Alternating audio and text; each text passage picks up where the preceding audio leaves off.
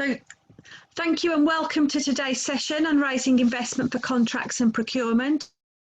I know we're still going to get some people come in and watching afterwards. So if you're watching not live and you want to ever ask questions or get in touch, we do share the slides and you can always get in touch with us that way as well. Just a little bit about Social Investment Scotland. So we ourselves are a charity and social enterprise, and we're part of this much broader business and support, and I guess what we often refer to as the social enterprise ecosystem. And it's a complicated support structure. There's lots of organisations out there, and the tube map on the side of your screen is there to give you a bit of a sense of who does what and who different support organisations are. Our speciality has always been around looking at social investment, as the name says, and since 2001 we've invested over £80 million in 400 plus organisations across Scotland. If you wanted to know a little bit more about Social Investment Scotland, throughout the slides that I'll share with you today, you'll sometimes find there's little video icons, and it will send you, when we share the slides afterwards, to little videos, and this one obviously tells you a little bit more about SIS and our strategy moving forwards. Just in terms of today's session, so I was just going to set the scene just a little bit. So I was looking at the social enterprise census from 2019 before we started, to get a bit of a sense of where do contracts and procurement fit, and how many of our organisations really look at trading as a way of bringing in income. So the census talks about 70% income from trading within the social enterprise sector. Of those, 53% have the public sector as customers. And as we'll come on to talk about today, and you'll hear Ali talk about in the second bullet point, you can see here the investment journey presentation. We'll talk a lot about things like working capital, how you access finance to help you manage contracts. And Ali's going to touch on that. And I'm going to come back to that a little bit when looking at introducing social investment, what it is, how it operates here in Scotland, who some of the other players are, when it can be used in your organisation. And then I'm going to finish my bit of the webinar today talking about getting ready for investment, how you might select an investment partner, and how you then go on to apply. And finally, the last part of our session today is introducing the community shares model, and I'm delighted that Toby Sanderson from Community Shares Scotland is going to be joining us, and you can see him, there we go. Hi Toby. He's going to be taking us through the community shares model.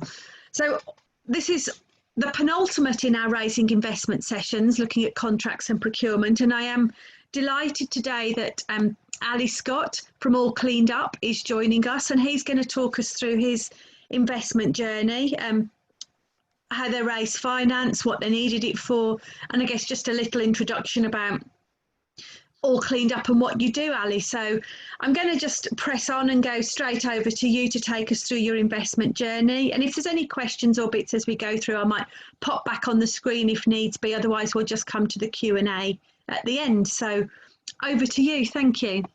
Thank you, Naomi. Good afternoon, everyone. My name's Ali Scott, the Operations Manager for All Cleaned Up Scotland. All Cleaned Up Scotland are a social enterprise cleaning company. We're a wholly owned subsidiary of Apex Scotland, a national charity that supports people with convictions or multiple barriers back into employment. So we set up back in 2011 and have been trading ever since. So the business has got two strands to it. First and foremost, it's a commercial entity where we deliver cleaning contracts throughout Scotland for a wide variety of customers within the public, private, and third sector. Running simultaneously to that, we're also funded to deliver employability programs throughout Edinburgh for individuals with convictions to help them back into employment. We use the employability program as a way to almost train our own staff, because they have access to vocational qualifications, access to SQA employability awards, and very much try and grow our own people. As it stands, around 50% of our workforce have made that journey and come through the employability programme and into the business. We deliver contracts nationwide. I think we're in about 18 different geographic locations throughout Scotland. We have 47 staff, with 67% of them, that have some sort of recognised barrier to employment. But it wasn't always that way. And if it wasn't for support from CIS or the big issue or other such funding support, we wouldn't have been able to get to the point that we're at now. So, sort of touching on the investment side of it, if we go back to December 17, the business was really struggling. It had lost some key contracts. It wasn't at that point maybe running the way that it should be. Contracts that were losing money as well, and there was a lack of faith in the organisation from at board level, and the business didn't really know where it was going.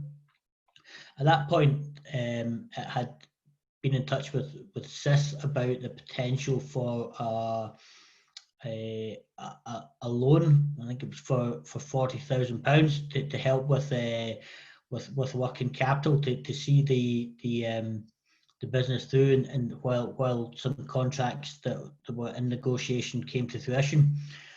But it had to come with a guarantee that our parent company's board were happy with the direction of the business, and they weren't. So all that kind of stalled, and then came to a bit of a head where I found myself in the operations manager's role, and sat back around the table with our investment manager Joe at CIS, who we're really lucky has a really good understanding of the business. And I think that is really key for any sort of investment, that you guys are maybe looking at, is to work quite closely with your investment manager or whoever it may be, to let them really understand the nuts and bolts of the business, because it's all fine and well looking at numbers, but if they don't understand the how the business operates, the little nuances, then it's very difficult to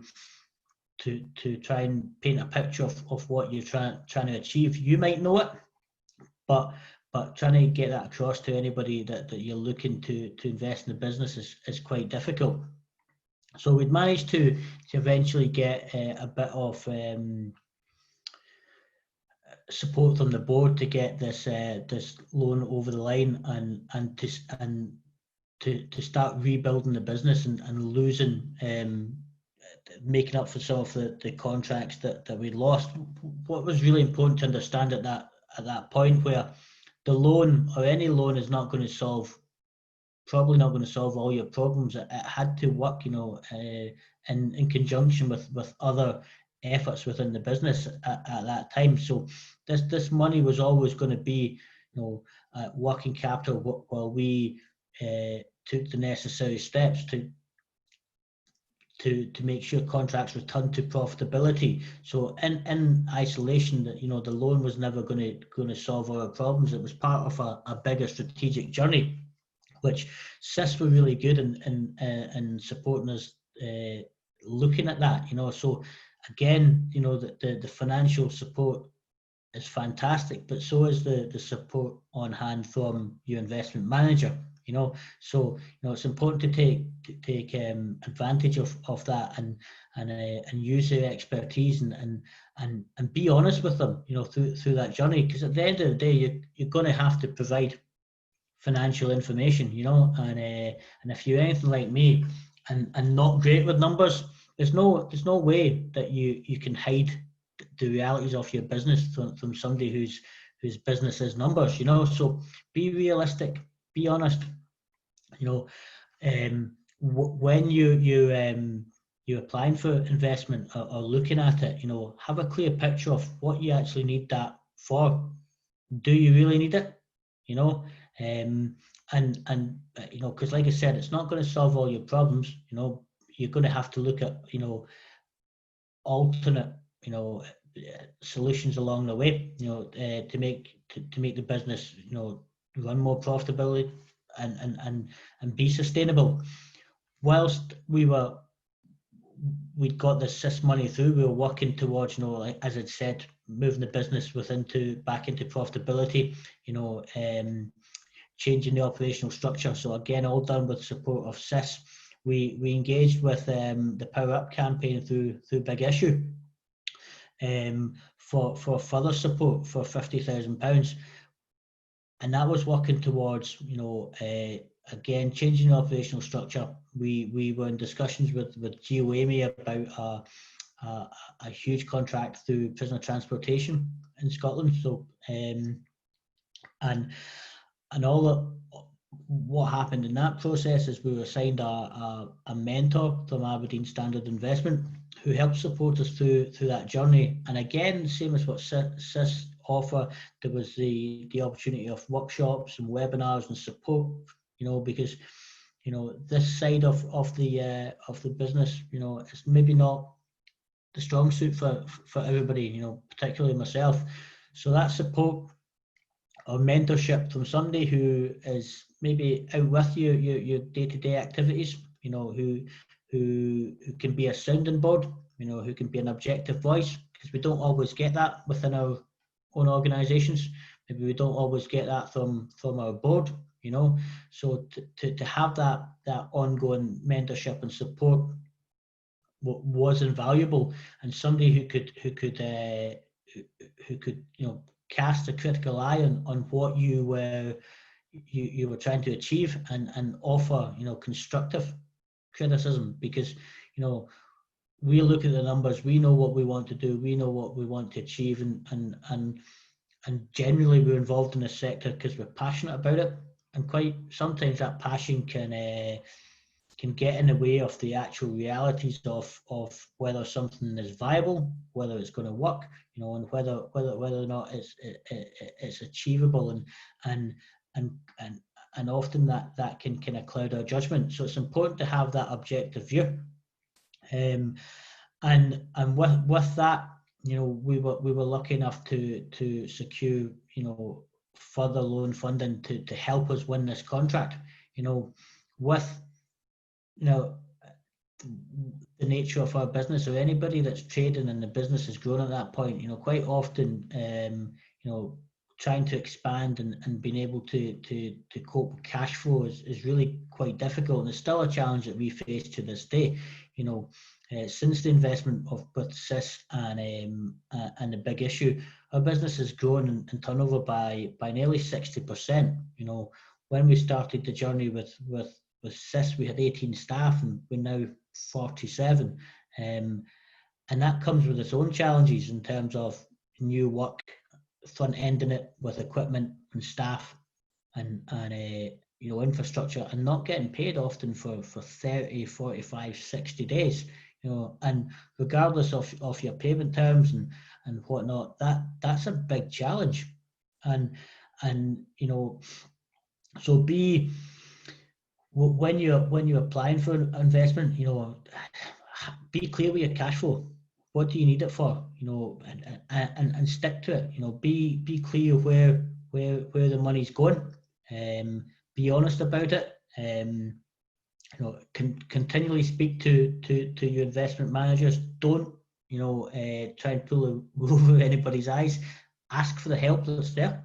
At the end of the day, the third sector, the social enterprise sector, there's fabulous support out there, on that kind of roadmap, tube map that Naomi displayed.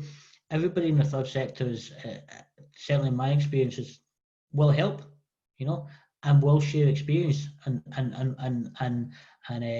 there's not that precious kind of view that is maybe taken out with this sector, that people will lend their time and will lend their experience, and it's important to ask the right questions.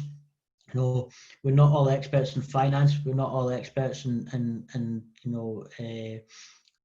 that kind of stuff. So ask questions if you're stuck. You know, if you've got board members that have got that, you know, level of expertise, draw upon them, ask them for support, and be, like I said, be clear and be realistic, because that can often be the biggest challenge is that realism. And then once you know you've gone through that with your strategic direction, your business plan, you're happy with your numbers, you know, it's not always straightforward to get it over the line. There's a lot of dotting I's and crossing T's, and a lot of signatures required, and a lot of reading to do, and making sure that you know exactly what you've signed up for. You know, so take the time to read everything that is presented to you, and if you don't understand it, take the time to get somebody who does, and put it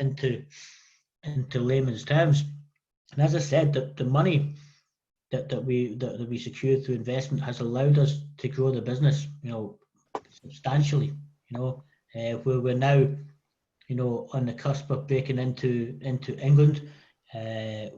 We've, you know, like I said, we've grown about 60%, you know, in the last 18 months, and that just wouldn't have been possible without the working capital from these organisations, and the guidance and support from the mentors and the investment managers. You know, is probably just as valuable as the actual financial support itself.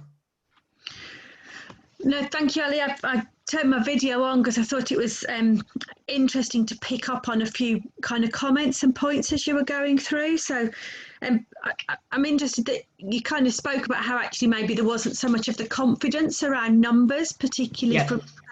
Do you think as a consequence of kind of having more of that support, and perhaps even having to look at loan finance, which is more of a risk for an organisation, do you think some people talk about how it sharpened their focus on looking at the finance, or maybe looking at profitability, whereas perhaps before that sense, and I think it came through in your presentation, of when we've got that real focus on our social mission and that's our passion, that actually we almost feel like we shouldn't be talking about profitability, and it almost feels like the wrong thing. Do you feel that how you approach all of that as a business as a whole has changed a little now? Absolutely. There was a clear, and that's why the business had maybe got to the point where it needed the support from SIS again, was because it had got the social side and the profitability side mixed up. You know, there wasn't that focus. You know, and I think somebody once said to me, you know, see this not-for-profit stuff that you use. Let's be clear, we are for profit. You know, it's what we do with it that is counts. And I think we do, and sometimes in the sector, lose that focus that we are for profit. You know, at the end of the day, you know, we've got BSI accreditations. We're proud of what we do. We deliver to, our aim is to deliver to the same standards as any other commercial organisation. So why shouldn't we be for profit? You know, and we should bang that drum and say we're just as good as anybody else. So we should be charging, you know, the market rate for it, as long as we can deliver. So that support definitely helped us sharpen, you know, what we need to be, you know, and I think having that clarity of thought of what you need to be is really, really important for any organisation. Yeah, I mean, I see it in a lot of organisations that I do work with, that they're often challenged and feel like that tension between the enterprise side of what they do and the social side is a really tough course to manage. And I think I always say to people, you know, I guess much as you've said, don't be frightened of the profit, but actually if we look and we're really strong about what we do with it, there's nothing wrong with social organisation. So, well, actually we know this bit's loss making, but we can support it. I would say if you think you've made that decision, but you've come from one where you had the right facts and figures to back up your decision making when you're doing things for passion reasons, as much as for commercial reasons, that's what we're all about. But you still need to understand the numbers when you're doing things that don't kind of wash their face in financial terms. Just understand where the money's going to come from that you do need to enable that to happen. Absolutely, and it is difficult, you know, when your passion is the the softer outcomes or the good news stories, and trying to balance that. Maybe if you've got a board member who's maybe commercial orientated or whatnot, that can be a challenge to some people's sensibilities sometimes, and it was a challenge for me at times. And then you really need to face that reality and say, wait a minute, this is first and foremost, this is a business, and once you get that balance right, then everything actually falls into place a bit more organically, and you can you the business will serve its purpose. Yeah, and again, a lot of the conversations I talk to people about are often saying, albeit it feels like you're focusing on the wrong thing, if you're always focusing on money, that's what's going to make your business sustainable in the long term, which means your social mission is also around for the longer term rather than it just being short bursts of projects. Absolutely, and it's become apparent that by changing the focus, we've managed to achieve our social mission by becoming sustainable, growing the business. Therefore, we can win more contracts, employ more people that have got barriers to employment, and we've ticked the boxes. So and that was a simple tweak, just to get the balance the other way around about, and sharpen our focus on finance. Yeah. I'm interested because obviously you talk about having 60% growth in turnover, and I think the number I've written down here is going from 18 staff to 47, which is not insignificant. That's a big change for an organisation. And I wondered, do you think you'd have done that if you'd have stayed looking more at grants or not gone down this route? Or what do you think the finance difference of having the loan made to you in terms of understanding growth? I think when we got to that point at December 17, if I remember rightly, the employability grant money was worth about 50% of our turnover. So that in itself, we had an eye on making sure that ran properly, and an eye on making sure the commercial business ran properly. And now we're at a point where the employability grant money is worth 15% of the business. So can we go? Sorry, I've just lost track there. That's all right. I guess it was about that sense of looking at that change, and whether kind of looking at the loan finance. Obviously, when you've got that, you have to pay money back. You have to keep thinking, well, how do we make sure we keep getting money in that's not committed? And I always say grant money is brilliant for helping us meet our social aims. Not everything can be financially sustainable, and it's very much about that broad mix of finance that our projects need. But I think when you've got money to pay back, I think you're always thinking, well, where's the next contract? How do we make sure? And it almost helps drive growth because I think I'm not going to lie, we got a bit lucky, in terms of the contract with GeoAmy, in that it was sizable, it came along at the right time. But without trying to do ourselves a disservice, when we got the money from SIS, part of it was to restructure, to look at what we did and raise our standards. And we always felt that through that our social mission on the social side would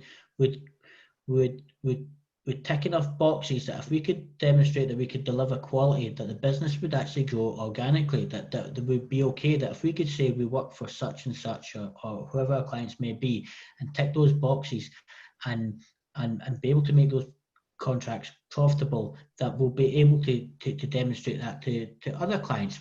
And it just created a bit of a snowball effect. Now, when the GeoAmy contract came along, it was enough, where we could then consolidate. But from the back of that, it just expanded our geographic reach. And because we were working with such a big client, with such a big name, we just became more appealing. And our reputation for being able to deliver grew, that we could then actually do what we said in the tin. So, and right place, right time, I'm not going to lie, but to get there was a lot of hard lessons learned, It's to what really avoid.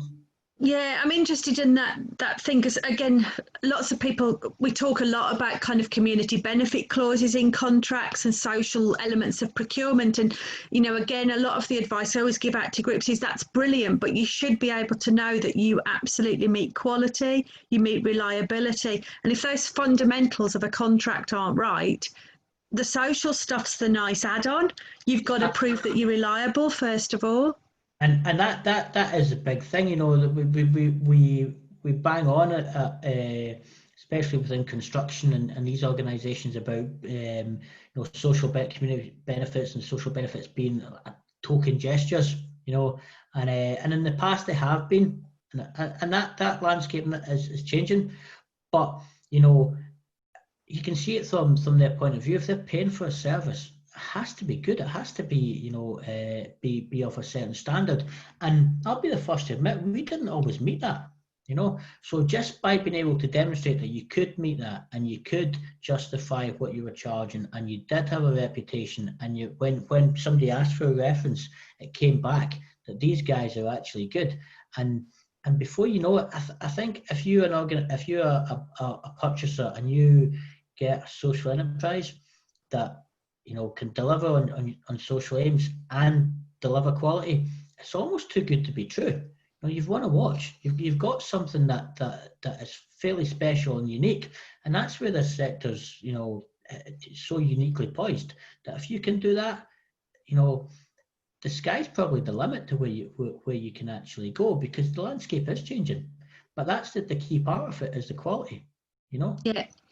No, and I agree, and you again, that sense of like if you've got that one key client that almost then acts maybe as your ambassador or can be a reference, and they kind of think, oh well, if these guys, if they work with so and so, then they must be good. So there's something about that broader reputation that can come from attracting the right contract in the first place that can help build growth, I think. Absolutely, and it all came, all, like I said, right time, right place. But it had to be that we had that money from CIS, and we had to be clear about what our structure of our organisation looked like, and we had to be clear about what we were trying to achieve in terms of our quality and our delivery, what that looked like. CIS had to be comfortable with that as well, because at the end of the day, they were the ones investing. And when we had that, then we could go out and win work and do work confidently. And see, if you're winning work and doing work confidently, and you've done a good job, the rest is going to fall into place.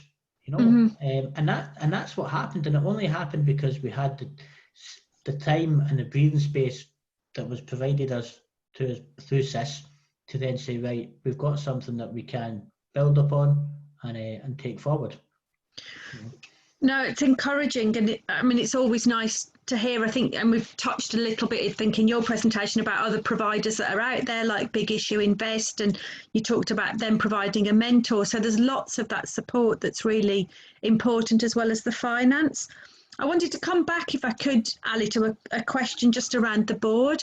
So we know from our work with organisations and within the social enterprise sector that there's often a nervousness from board around taking on loan finance. And I think the word you used as you were talking was about getting the board over the line.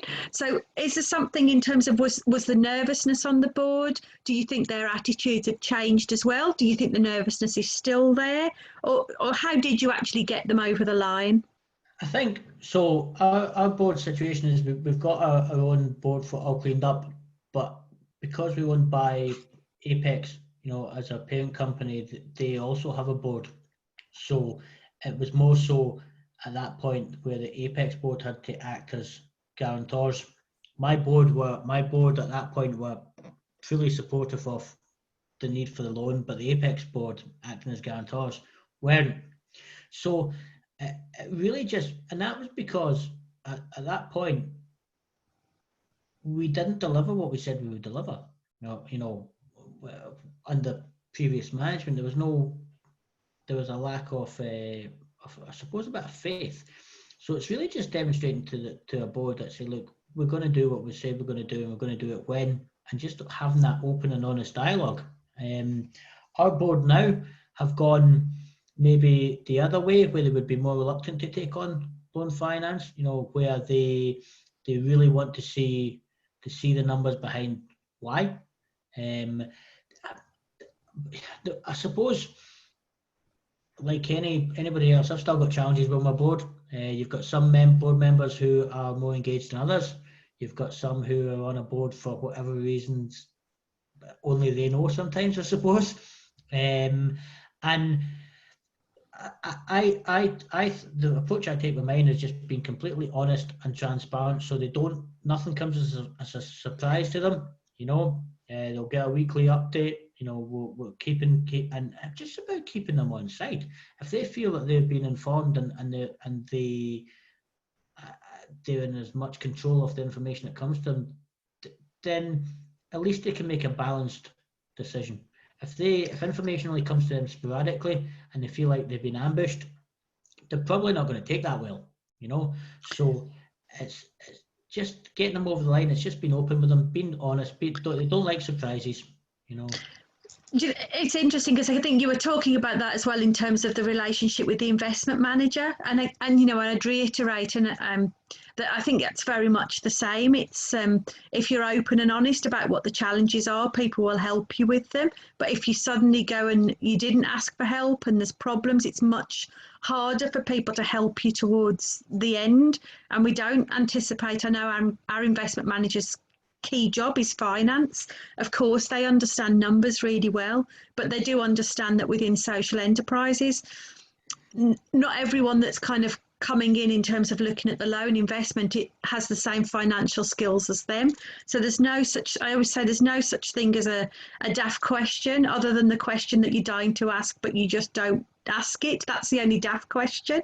Anything else, ask, take the advice, don't be frightened, and don't do the surprises. And I was going to, obviously we were chatting a little bit before we went live today about even just the current situation and COVID, and there's a lot of uncertainty obviously for a lot of businesses at the moment. And again, I know we've encouraged all of the people on our books to come forward. How's that left your situation? How do we help you work through that? And just again, that's all been about taking out the surprise element.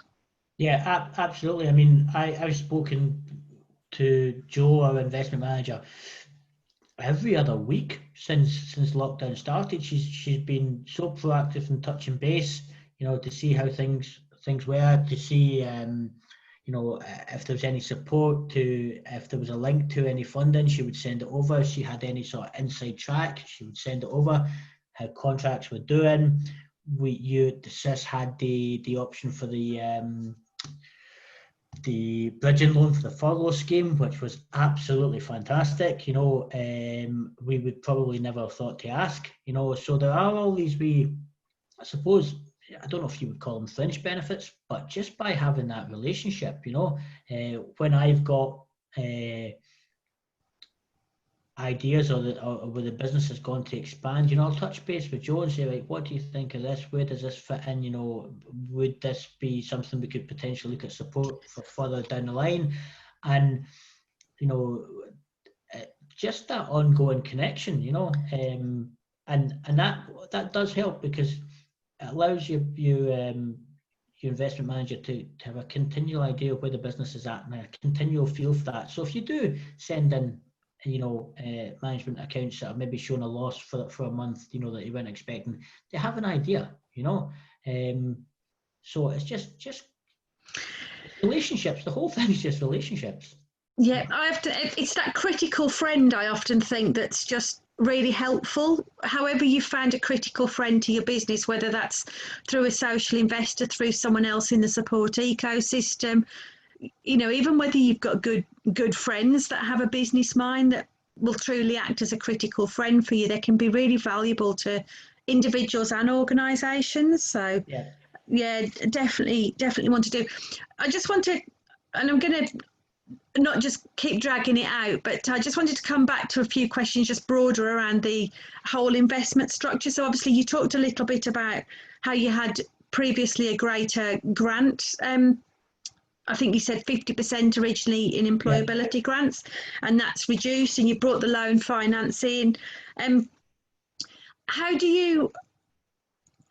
how do you think that's kind of changed? I guess one of the things I talk about in the slides is kind of differences in reporting and how that's understanding the difference in what grant funders want and what maybe a social investor could do. Did you have to change and adapt your systems based on what perhaps CIS were saying, we need this, whereas grant funders used to, or still will kind of go, well, we need this? And how did you manage that kind of the different needs of the different finance elements of your business? We've got fairly robust systems anyway. CIS have got, a couple of times I've used them, really good tools in terms of your social impact anyway. There's a fantastic tool in terms of reporting about how involved your board are and whatnot. I suppose the big difference is when you're reporting to funders, you can focus more on those feel good outcomes, and the numbers around people. When we're reporting about investment, we're talking about actual monetary figures. That's what counts. But there's no surprise there, because that's laid out fairly clearly from the start. You kind of know what's expected of you, right through the whole process, from the initial conversation right through to you sign the paperwork, to the whole journey. Nothing comes as a surprise. You're prepared to undertake each step. So there's no huge adjustment because of that. And yeah, I didn't find a massive change. It wasn't the reporting stuff. It's not onerous. It's nothing that you should be intimidated by. And the key thing there is that if it was, the support would be there anyway. No, thanks, Ali. It's interesting. One of my earlier sessions we did in the Raising Investment series was talking to someone, and they hadn't been used to perhaps doing cash flow projections in the same way, because grant funding is often retrospective. It's about what you've spent and reporting, looking backwards rather than looking forwards. So they found it quite a different adjustment, but said that albeit they found it hard in the early stages, now that's become their almost go-to way of doing finance reporting, and it's actually really given them much more confidence in money within their organisation because they're looking forwards rather than backwards. So it's a different way of doing it, I think. I think the key thing for us was when we were going through this process, it was almost like we had to start at the beginning, with our everything, our cash flow, the whole lot. So when we went to CIS, we had a lot of stuff that was already in place, to then get that support, because we had to be clear about what we were asking for, what it would look like a month from now and 2 months from now and whatnot. So we were able to, it wasn't as difficult. But I think, like I said, the key thing was, if it is new for you, it's just embrace that support, because it's there. Yeah, and I mean, I reiterate it so much in my slides. This is very much about the money and the relationship, and the two really go hand in hand. We know people come to us for the money ultimately, but actually we also know that what people often talk about after they've received the cash part of it is actually everything else they've had that they didn't quite realise at the time. So the last bit I just want to ask, and it's perhaps my last question, and it's coming back obviously to the contracts and procurement point, is, and I think you said, some of your people pay within 30 days, some might be 50 days. And I think I started at the beginning saying lots of our sector, I think it was 53% have public sector relationships. And while they can be incredibly supportive, they're often slower to pay in some experiences, and bigger companies have often been the ones that come out as slower to pay. So how do you really think the loan finance has helped in terms of managing, I guess it's coming back to that working capital point? Do you think you could have done it without working capital? No, absolutely not. Particularly, if we use the GeoAmey, contract as an example, that was just just their head office alone was a £63,000 contract. So the contract in total is worth about £96,000. So obviously break that down a month. That's new equipment. New staff members, new uniforms, new everything. And you have to be able to have something behind you to outlay that. And that's the difficult thing, So I suppose, it's all fine and well bidding for contracts and looking at, what's down the line, but, can you afford to actually get it up and running? And that's the problem. The cash is going to come back in, and it's going to be profitable, but can you make that short-term jump from where you are to, and without that loan finance, we just wouldn't have had the capacity to take that on and then grow the way we have. Wouldn't have been possible. Yeah, and I guess if you know that that's how you've got to do it, you can build cost of finance into your contract pricing. Absolutely. So nothing comes as a surprise to you. So again, it's about knowing where the money's going as well. And like you said, building that in so there's no surprises. So you've cost, do it properly. So when you do cost it, think, oh, I'm not making as much, or we're not as what we thought. But like I said, it just wouldn't have been possible without that support. And that would be the same if we were to make another, a contract of the similar proportions, and even going for with COVID just now as well, with that gap where with clients paying as well, still a struggle, it's that cash flow, working capital will always be until you can build up those reserves. Yeah. And I guess that's where I'd always say, for organisations out there that are looking to go for contracts, the sooner you think you're going to need it, maybe look at social investment or loan finance as a way of getting in the working capital to service those contracts. If you have the conversations before you bid, so you can build in cost of finance, chances are you're going to come out more profitable or know what your margins are, rather than bidding for a contract then kind of going, oh crikey, we now need to know we've got the finance, and if that wasn't costed in, that's going to come off your bottom line ultimately. Absolutely. And the one caveat, the one thing I would add to that, and it goes back to what I said at the start about the kind of quality side of it, and is that's what got all cleaned up into, I suppose, the kind of sticky point that it was at, where it maybe had gone looking for contracts that were maybe a bit out of reach and a bit too big, won them, and then couldn't deliver them successfully. So if you are going to go for that kind of loan finance to get that bigger contract or to expand a wee bit, just make sure that you can actually deliver it. Otherwise that money is going to end up being in vain. Because you're not going to do what you set out to do. So it's all fine and well winning it, but make sure that you can actually do what you said you're going to do. Yep, because you won't win the contract again if you haven't, and your reputation will have suffered. So I think that's been really, I think, some good advice that's come out of today's session. I know as we were talking earlier, you talked about how you'd also looked at bits of crowdfunding in elements of what All Cleaned Up do. And I didn't know, just before we close, because I know Toby's going to talk about that, can you just, and I know it wasn't you that did it, so you details, Ali, but just touching on, how, just mentioning how you just brought crowdfunding into All Cleaned Up as part of your overall investment package, just as the last point for this bit of the session. So through our mentor with the Big Issue Invest, I continued a relationship after the 6-month program, and we'd meet for a coffee or a beer, just for that, as Naomi said, that critical friend, somebody who can look at things objectively, and a bit of a sounding board.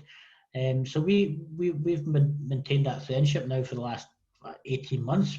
And I had met him and he was asking about the challenges, and I said, oh, if there's anything he asked if there's anything he could do, and I said, yeah, you can buy me 2 new vans.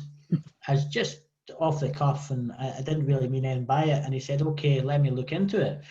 And he came back to say that he'd started some crowdfunding for 2 new vehicles, and which we got. it wasn't until after the fact that I came to the realisation that he hadn't crowdfunded them through Aberdeen Standard Investment like I thought.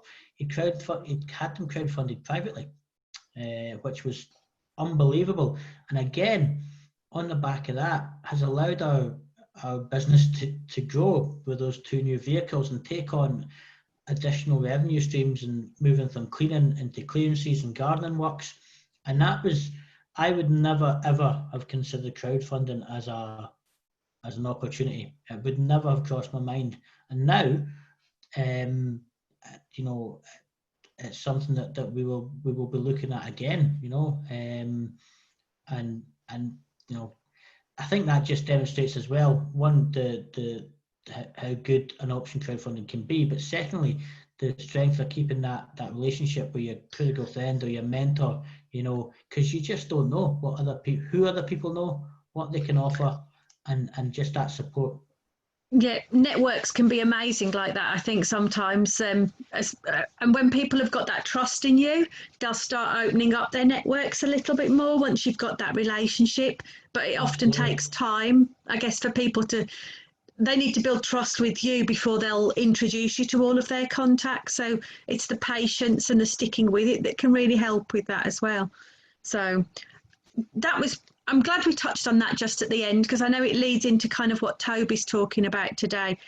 And my very last question is there any just one last top tip that if you were talking to someone else about looking at how they raised investment as part of building up a contractual business, what would that top tip be? It's just relationships, and the whole thing, regardless of, I know we're talking about numbers here, but it's just relationships. So it's about being honest, being upfront, and not just the relationships with I suppose with other people, with investment managers or mentors or whoever it may be. I suppose a relationship with yourself, to ask the kind of honest and hard questions, because we had to, you know, to say, right, you know, where are we at as an organisation?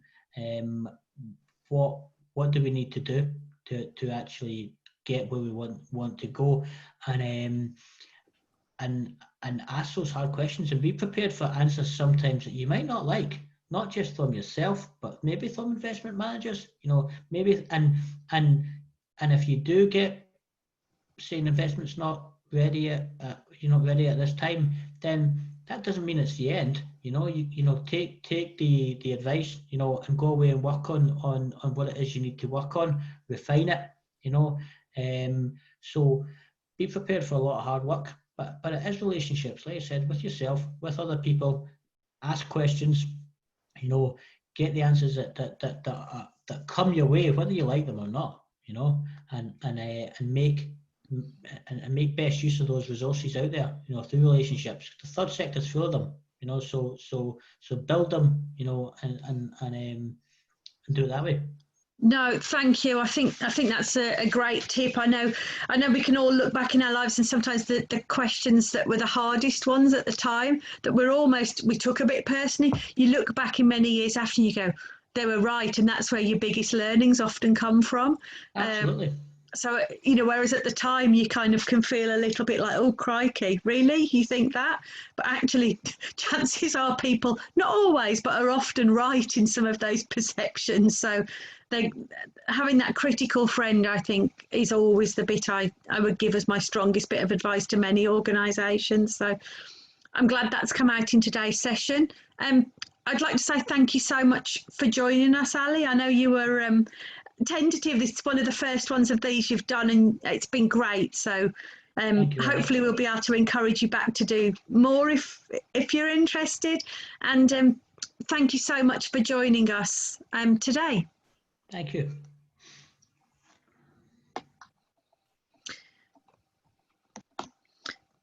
So I know Ali has to leave us. He's not staying on for the whole session through till the end today. So if you see him disappear, don't be offended. We know he's got other things to do. I'm just going to run you through a little bit now in terms of just some of the more general slides from Social Investment Scotland. If you've got any questions as you go through, feel free to use the chat. It's there, and you know, myself and Toby are both here and answering questions, so we'll keep an eye on that. And you're always welcome as well to obviously get in touch with us after the session too. So I'm going to pull up some slides and talk you through a few bits. So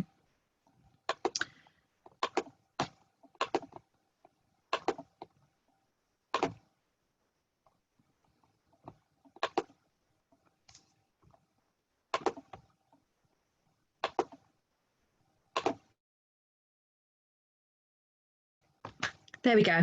Back to where we left before we had the investment journey presentation. So I'm just going to take you a little bit through introducing social investment, understanding it. I've got a few more case studies of organisations that we've given investment to, looking particularly at working capital, that I thought would be interesting to share with you. And when I've done my bit, we're going to bring Toby in terms of the community shares model. So, I mean, social investment often covers a broad range of terms. Predominantly, it will refer to loan finance. Sometimes I think it would be easier if we just said it was loan finance for the social sector. But you will sometimes see broader models, of which community shares that we're talking about today is one. You will see on occasion a blended finance approach, so where the social investor will do a part loan, part grant, can sometimes occur. And then we've got another couple on the slide, social investment tax relief. So there's very particular rules around social investment tax relief. So I'm not going to go into those today, but when you get sent the slide pack, I have put links in the slides to more information on that. In essence, it allows individual donors to take tax relief based on donations to social enterprises. So it encourages people to invest in you and gives them some kind of return back as well, as obviously the repayment, but they've got the tax benefit too. And then there's a couple of other bits just around social impact bonds, which are often payment by result type schemes, and equity, which sometimes we see kicks by shares, community interest companies by shares being able to attract. And we have seen different models look at equity, and it's come up in a few of my previous sessions, but we don't do the details on that today. So we focus predominantly on the loan finance, and I guess this slide's here to give you a sense of where does loan finance fit and where does it not. So I guess the key thing to understand is you can only really take on a loan if you can ever afford to pay it back. That's part of our due diligence, is working with you to make sure that's the case. But in terms of how that fits the social sector, if you are 100% reliant on donations, gifts or grant funding, you wouldn't have the finance and the earned income to be able to pay back loan investment. So it will really fit under this other part of the slide where you can see commissioners and consumers and specific purchasers, maybe B2B, business to business markets, where actually because of contracts, because of sales, profits are built in, which means there's an earning capacity, which means loans are a viable option for you. In terms of how loan investment's used, predominantly when looking at contracts and procurement, we've been talking a bit about working capital. So in essence, the money that's required for day-to-day trading. And I'll come back to that in a second, but just the other bits about social investment and how it might be used. You might be buying an asset, so it might be about buying a building, often we see the sector do, and bridging grants, which again has been touched on, I guess, in the case today with looking at a bridging grant before the furlough scheme came in. So very short-term loans when you know other finance is coming.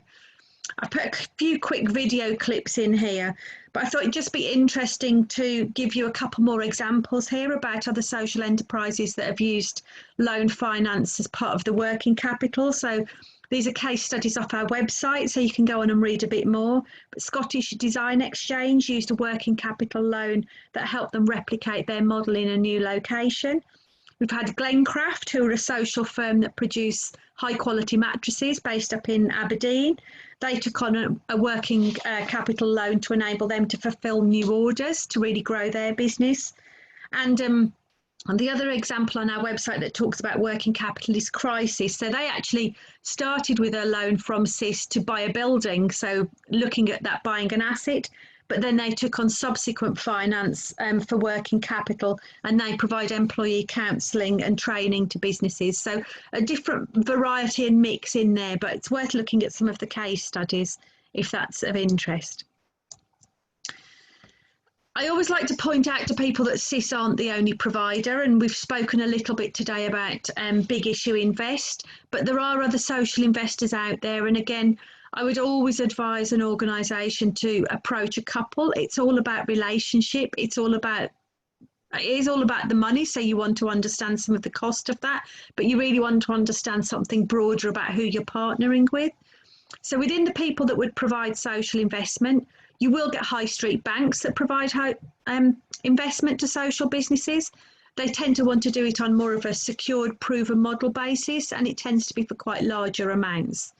And then at this far end of the scale, I've put the non-bank social finance providers who will lend money on an unsecured basis.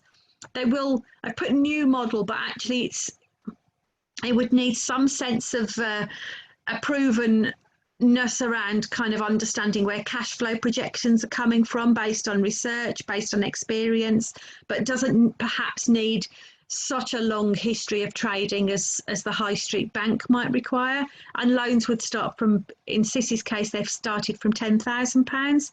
And then in the middle, we've got kind of the what we call social banks, the Triodos, Unity Trust, Charity Bank. And again, they tend to want security, and it tends to be higher amounts, but they fall somewhere in the middle of the high street bank and the social investment provider. What's interesting about this slide is not to see these three things in isolation. So I think it's fair to say you will tend to find the high street banks, if you could raise money from them, it might be at a cheaper rate. Obviously their risk is spread a lot across a huge range of organisations, which can bring their costs down in terms of loan finance. And it might be slightly higher in the social investor, but there are things within the social investor. So you can, again, in CIS's case, we have no penalties for early repayment. So if you were unable to raise finance for a high street bank initially, which meant you had to get interest or you had to get a loan at a higher interest rate initially, there's no reason why that can't change moving forwards. And you use then a track history from a social investor to have a stronger proposition to a high street bank. And the other ways these have worked in conjunction is sometimes we will find that the high street or the social bank might be able to provide 90% of the loan required because of the security, and the social investor might come in and find the other part. So it can work in conjunction, and there's just an understanding of those different kind of remits, I guess, that those organisations work to. If you wanted to find out a bit more about different providers, I've put a link on here to the Good Finance website, which I always think is a great resource, and I'd encourage you to look there. In terms of the terms for social investment, so I think I've said, I'm drawing on CIS here as an example. Our loans have started from £10,000 and gone up to 1.6 million. They're all on a fixed interest rate, and we have short and long-term loans. So short tends to refer to things like the bridging loan, typically anything up to around 2 years, and longer-term loans are the ones that go beyond that 2-year period.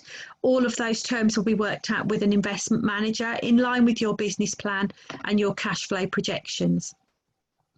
I always pull up this extra point here about personal liability. So the social investor will lend money unsecured and secured. So we would ask if there was security, but it's not needed or required if it wasn't there. But the key thing is this issue around personal liability. We know often boards on social organisations are nervous about loan finance. They often think, oh, my house is online. We don't seek personal liability. So I think that's always important to understand. And I only ever caveat that by saying you should, however, always be aware that your board, regardless of whether they're going for loan finance or not, should always be aware of the rules from Companies House governing the rules of how to run an organisation, OSCR regulations, if that's applicable to you, and understanding some of those guidance notes potentially around negligence issues that could fall on your board. So always worth reminding your board about that. And then just the last couple of bits here, debt and patient terms. So again, that would all be worked out with an investment manager. At what point in your business plan does it look like repayments could start, and how patient do we need to be as an investor until the point when that could start? And it really comes down to that last slide about relationships, which I'm going to come back to. Again, I've put a little video clip in here about how CIS calculates interest rates. So when looking to choose an investment partner, I always say, obviously, you're going to look at cost of finance, what rates you're offered. That's a normal thing to do. It's the right thing to do in terms of understanding the cost implications for your organisation. But I always encourage organisations to look at that relationship element. So what's provided beyond the money? Is it that access to a mentor? Is it that understanding of your business model that can really help? The access to networks. So really understanding what else you might get can be really important. And then I always get people thinking about volatility. So we often think of investment being about how we manage the risk of repayment back in your business. I also think it's just as critical that you understand volatility from your provider.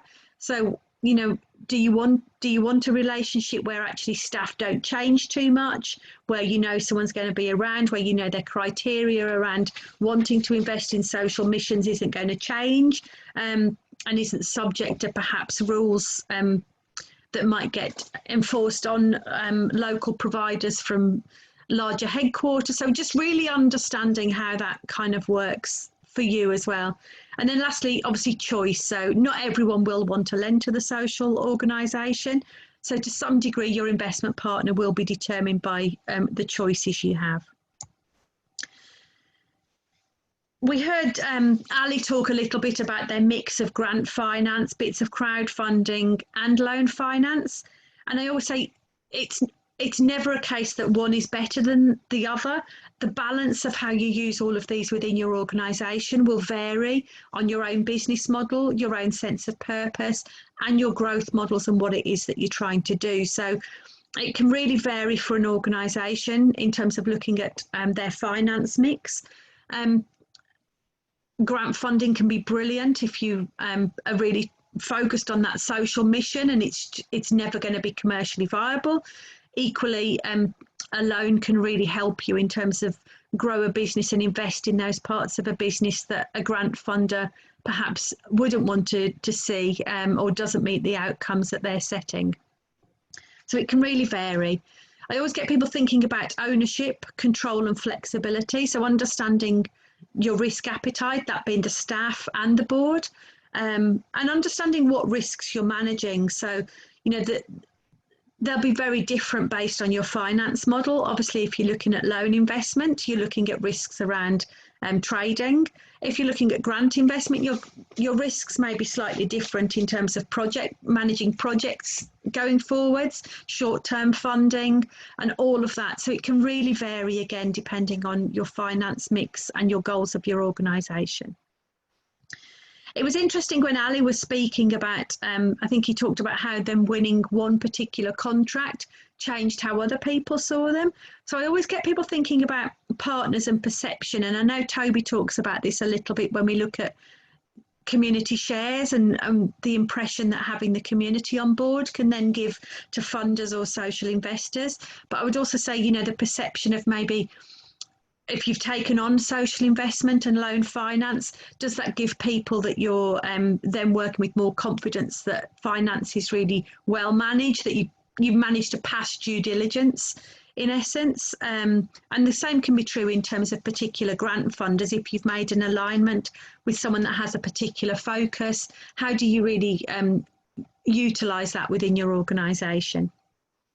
And again, when we were chatting to Ali, we talked a little bit about reporting and systems and being prepared for the changes between perhaps making that move from looking backwards in terms of how money was spent from the grant perspective to moving forwards if you're looking at investment and it being about projections rather than historical spend. So just understanding some of those differences can be important.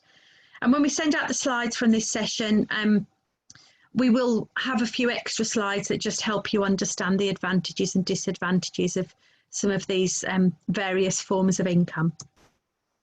And then the last two slides from me, I think Ali touched on there being a tool that we use at CIS that helps people ask questions within their organisation.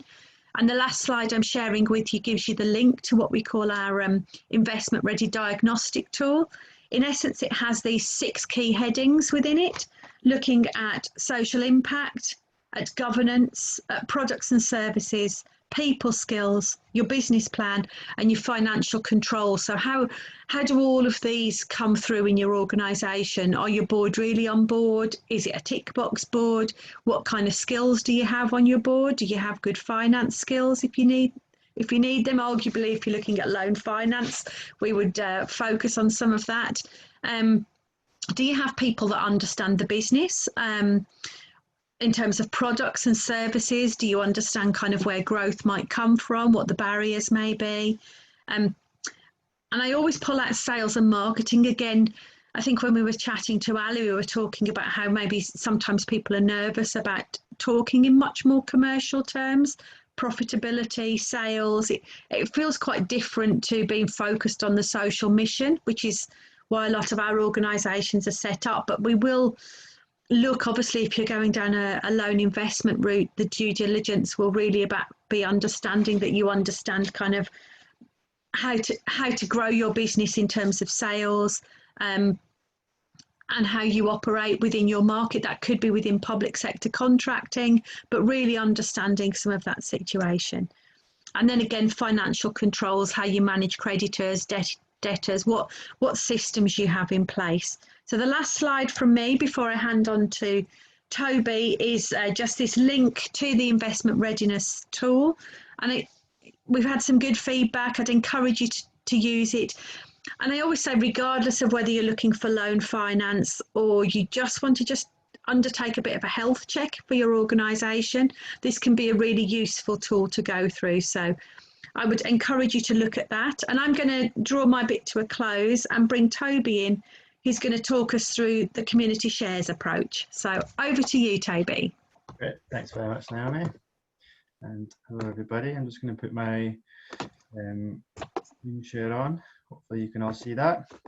For this, I'll just be giving a really introductory presentation on community shares. So assuming that you're coming at it from a point of not really knowing anything.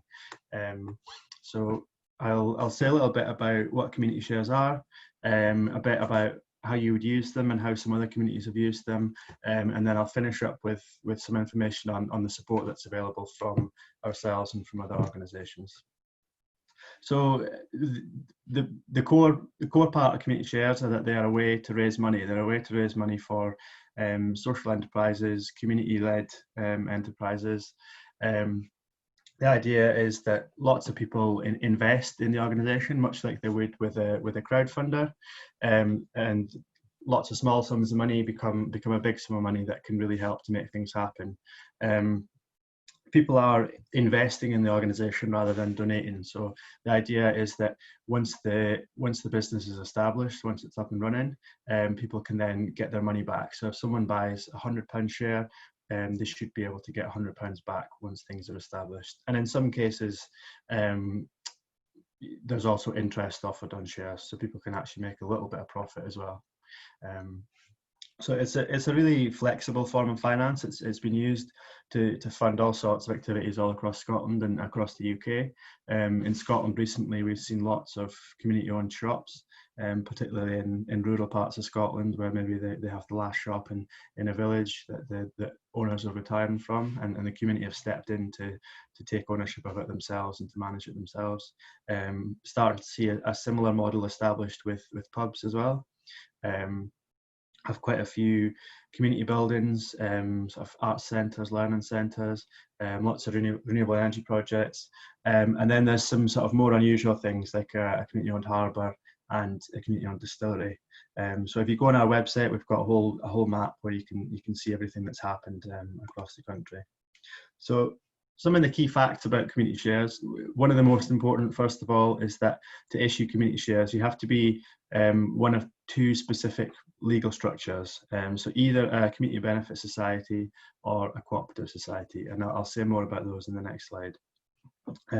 But one of the sort of core principles of both those types of organisation are that they are member-based and member-owned. So anyone who buys a share becomes a member in the organisation. They have certain membership rights. They can attend the AGM. They can stand to be on the management committee, and they can vote for who is on the management committee. And that almost always works on a principle of one member, one vote. So regardless of how much money somebody puts in, whether they put in £100 or £10,000, both those people have an equal voice in the organisation. So it aims to be very democratic. The technical name for community shares is withdrawable share capital. So what that means is that you can't buy a community share and go and sell it for a profit. You can't sell it to your friend or your neighbour. You can only withdraw it from the organisation. So if you buy a share for £100, you would withdraw £100, and the share can't go up in value. But there can be interest paid. So in some cases, particularly in the more commercial end of community shares, so for example, renewable energy projects, things like that, where there is a good, strong business case, quite often they pay interest of, say, around 4 or 5, even up to, in some cases, 7% interest. Whereas others, and I'll show you an example later of another one who don't offer any interest at all. It's up to the organisation to decide what sort of works within their business plan. So community shares, as well as being a really great way to raise money in their own right, they can help to attract further funding as well. So we have quite a mix of projects that we've worked with. So in some cases, people completely 100% fund themselves through community shares. In other cases, community shares make up quite a small chunk of their funding, and they have other funding from grant funds, they might have from loans, they might have a real mix. And I think it really strengthens an application to a grant funder or to a loan provider if you can show that your community really support you and want to put money into what you're doing. So in some cases, we speak of community shares as being the last piece of the jigsaw. It's really that bit that tips you over the line and makes the project happen. So a bit more on community benefit societies. I'm focusing on community benefit societies because that's what we tend to work with at Community Shares Scotland. You can also be a cooperative. They're very similar in practice. The main distinction between them is that a co-op really exists for the benefit of its members only, whereas a community benefit society has to demonstrate benefit to a wider community. In both cases, they are registered with the Financial Conduct Authority, and they're governed by sets of rules. And rules are very similar in practice to articles of association of a company. So they set out the rules of the society, they set out things like membership rights, they set out the voting procedures and things like that. If you were to try to register a completely new set of rules with the FCA, it would take you quite a long time, and it would cost you quite a lot of money. You'd have to have lawyers involved. So what tends to happen is that groups access model rules, which are essentially templates that have been put forward by sponsoring bodies such as ourselves. And those are pre-approved by the FCA. They're ready to go. You just drop your information in, and it speeds up the whole process. There is a small fee involved in registering a society, so you would pay a fee to access a set of model rules. In most cases, that's Community Shares Scotland's rules cost £200. Some rules cost maybe up to £500, and then there's also a fee to the FCA, depending on how many changes you need to make to the model rules. It can be from £40 to say £300. So I would say on average, the cost of registering a society is between maybe £250 and £500, and the process takes, from submitting your rules, it should take around 2 weeks to have them approved. So it's reasonably quick. It's not quite as quick as setting up a company, but it's similar. Community benefit societies are a really well established form of community governance now, and they can really do anything that you can do with a company. So, for example, they're named in the Scottish Community Empowerment Bill. They're compatible with Community Right to Buy, with Community Asset Transfer. They're eligible with really all major grant funders, and they can also achieve charitable status. So if you're doing charitable activity and if you pass the Oscar charity test, your community benefit society can have charitable status if it needs to. Some of the groups that we work with are already established as, say, a company or as a SKIO. They've maybe been active in the community for a long time. They maybe have a reputation that they're keen to sort of keep. So in those cases where you have an existing organisation, you kind of have two options if you want to issue community shares. You can either wholly convert your existing organisation to become a society in its own right, With a company, that's reasonably straightforward. It doesn't take too long. With a charitable organisation, it's a little bit more complicated. But it's something that Community Share Scotland can help with. Or there's another option where you can continue to have the existing organisation, and you can have a society that sits alongside it, and you can have formal legal links between the two. You can't have the existing organisation completely control the society, because the society has to have its democratic member control, but you can have agreements that say, for example, profits will pass to the existing company, and there'll be shared board members and things like that to retain some influence between the two. And again, that's something I can speak about in more detail if people are interested. So I've just got a case study here. Didn't have case studies particularly relevant to contracts and procurement today. That's not to say that it doesn't fit for community shares, it's just that we haven't yet had any examples in Scotland. But this is a really nice example of a community-led enterprise. This is Bridgend Farmhouse in the south side of Edinburgh. So this is a formerly derelict farmhouse that was taken on by the community, and they raised £70,000 in shares in 2018. This is an example of one of the ones I spoke about, where really community shares was not a huge part of their funding package. I think that the overall cost of this project was around about 2 million. So community shares was less than 10% of the overall funding. But for them, it was really important to build a sense of community involvement, to give people a sense of ownership over the building, and to let people really feel that this was something that they led on and that they were in charge of. So it's now a really thriving community space. It's got a community cafe, a training kitchen, and various workshop spaces. Obviously, a lot of those have been impacted this year, and they've not been able to do their full range of services this year. But they've moved into delivering food parcels, and I was told yesterday that they had delivered 75,000 food parcels through this year. So I've got a quick video from Bridgend Farmhouse, which will hopefully play without any issues.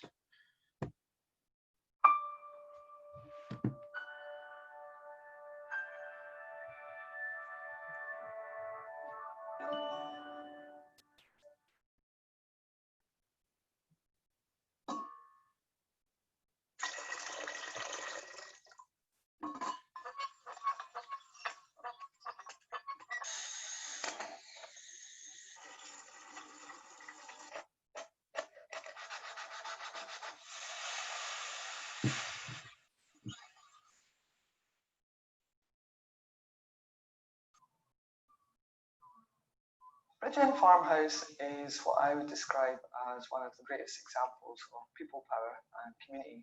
It's not just a physical space, it's all the wonderful moments and the things that go on, and it's about inspiring people to grow and giving them a purpose and an opportunity to do so. And I think that's my favourite part of Bridgend. It's this, the more able, the less able, there's this wide range of massively committed volunteers, and yeah, on a daily basis, my heart sings with that. The bottom half of the building is a training kitchen. It's designed for people to cook in a community way. A lot of food that comes is surplus food from fair share and various other contacts, so we're trying to show people how to be creative cooks.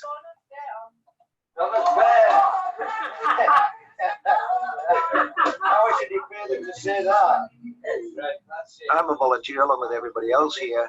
It's really just keeping the people who come for the drop-in session between 11 and 1 on a Wednesday and on a Sunday, just keeping them fed and able to do all the hard work that you can see people are up to. Well, what's really important to understand about Bridgend Farmhouse, the original organisation was set up as a SKIO, so it was a charity that was formed originally. But one of the things that was always part of the vision that is it would be community owned, and so to do that we had to rename and establish ourselves as what is called a community benefit society with charitable status. One of the main reasons was that we could launch shares so that people could become part owners, and also it was to ensure that this building would be truly community owned.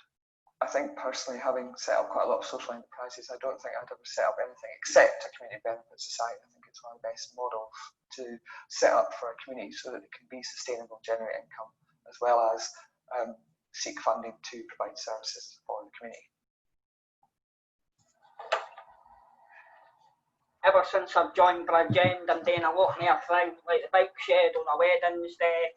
I'm doing the cooking on a Thursday, Friday and Saturday in the kitchen. I was a wild child when I was younger. Constantly getting in trouble with the police and that. Never since I've came to Bridgend, I've never been in trouble since. I tell everybody, if I'm going into shops and finding wool and I end up speaking to someone, I'll say, oh, do you know that you can join the craft group? There's the Wednesday drop-in, and then we have the Sunday drop-in, and then we have a craft group on a Thursday evening as well, which is just people bring their own projects and they'll just sit and drink tea, eat biscuits, that sort of thing. It's really nice. It gives me somewhere to actually work for rather than sitting on the street. Mental health is such a big issue, you know what I mean? And it affects that many people. In the day's world, it's like feeling comfortable to walk up to people and start talking to them is rare. And it's probably getting even more rarer the more isolated we're becoming with the worlds of computers and stuff, you know what I mean? And the more interaction we can have with each other as humans, it's going to be a good thing, you know what I mean?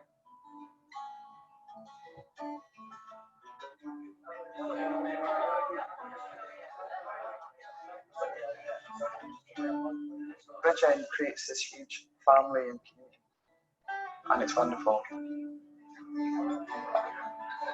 So what the couples have you had?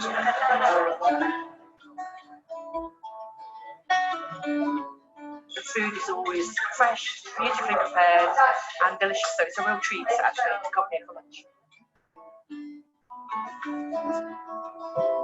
Bridgend means the world to me now.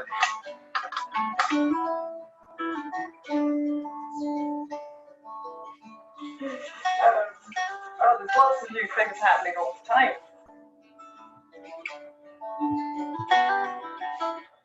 When you do something that's good that people appreciate it, that does something to your soul, you know what I mean? I've got absolutely not got into a doubt, but people are going to look to Bridgend and say, what a great model, how can we do that? And I think it's going to be a massively successful model that will be followed by many companies. That's my firm belief.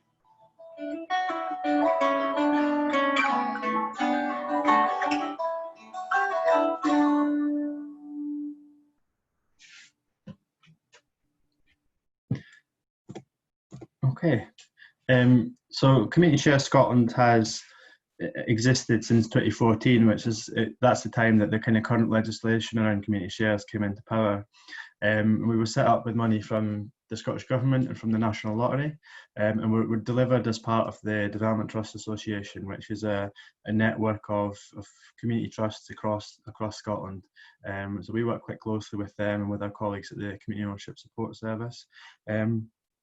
Our main functions as a programme are kind of raising awareness and understanding of community shares. So we do lots of events like this, trying to sort of make sure people know what community shares are and that they think about using them.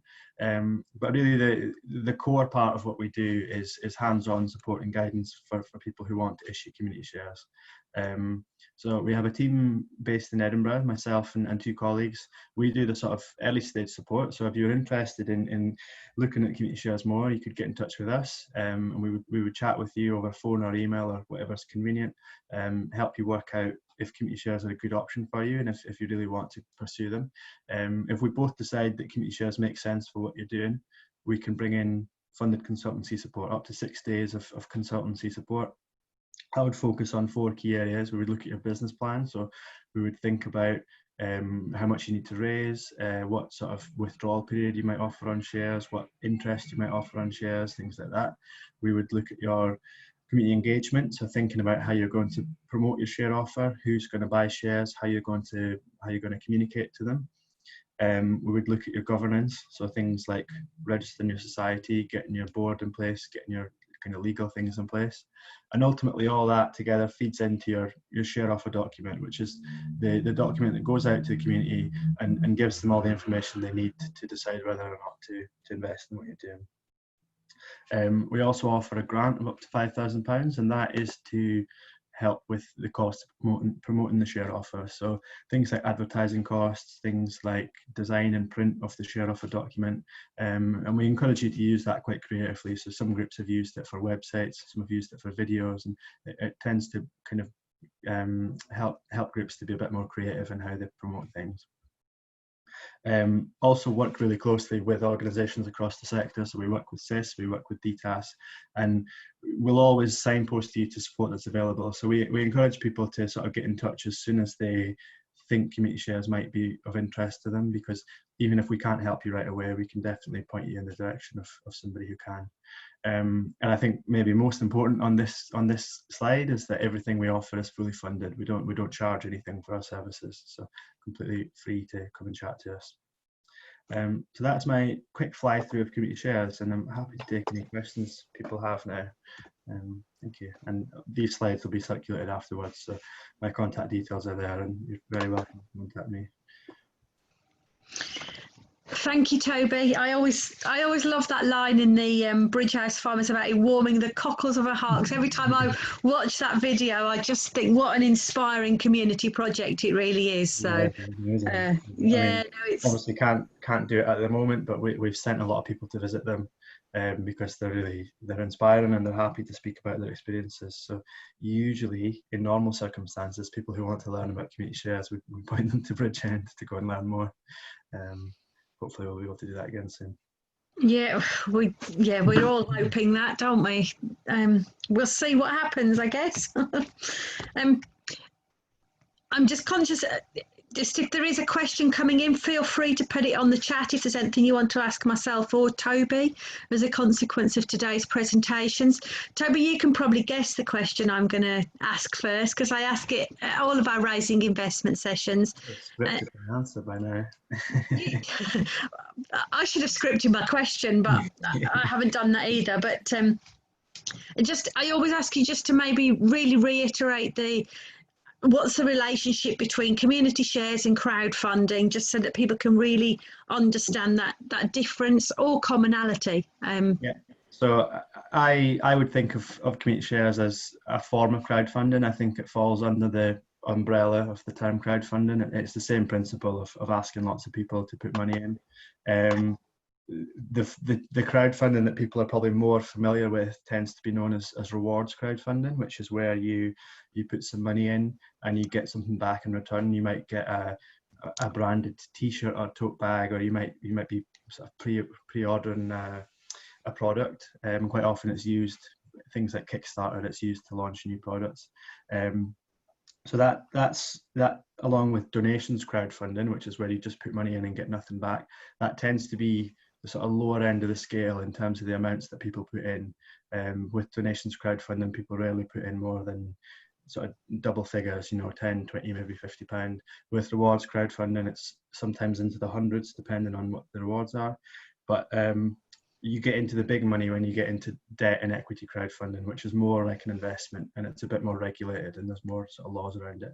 Community shares is sort of in the middle because it's a community benefit societies are exempt from a lot of the regulations around financial promotions. So the idea is that it's meant to give community enterprises that access to finance that's otherwise sort of reserved for private companies.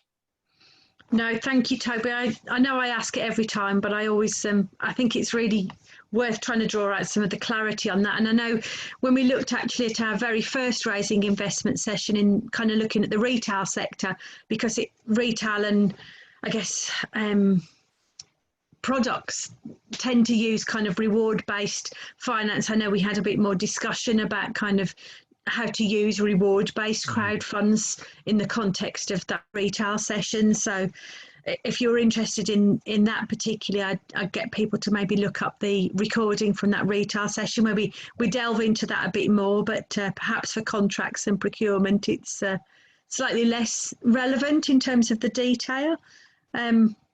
I don't know of examples of people that might have used crowdfunding where there's contractual elements involved, but yeah, we didn't have any particular go-to examples. I guess the Strontian school, community school, might have been a good example, which is a community who built their own school building, which they now lease back to the local council.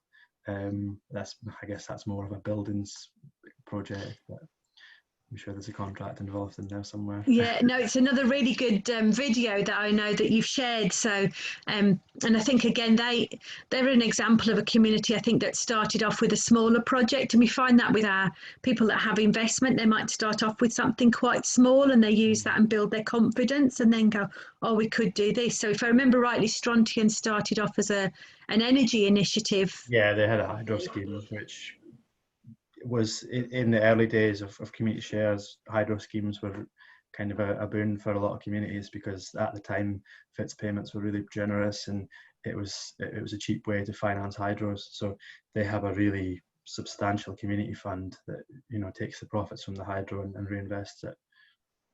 Yeah, no, it's an inspiring project for sure, and communities that get themselves in a position where they can lease buildings back to the local authority for hosting the primary school, I think that shows some real ambition and vision. So there are perhaps it would have been a good example, but we've brought it up anyway, so it's coming one way or another. I can't see any more questions coming through. So I'll just give it a second in case any do, but on the assumption that we haven't got any more questions coming through today, I guess hopefully the session's been useful in terms of looking at raising investment for that contracts and procurement kind of approach, and also bringing in obviously the community shares model at the end, which we're always keen to do. We very much set these sessions up as a kind of looking beyond grant finance, so looking to bring in other alternatives. If you do have any questions, we will share out the slides from today's session. For anyone that registered on the webinar, if you're watching it in the future and you still want the slides, I know both myself and Toby would be happy to be contacted. So do feel free to get in touch with either of us, and we look forward to hearing from you if you've got any questions. So thank you very much, Toby, and I'll be joined by you, I think, for the last in our Raising Investment sessions next week, where we're looking at arts and culture. So yeah, I will see you next Tuesday, and thank you for today. Thank you. See you next week.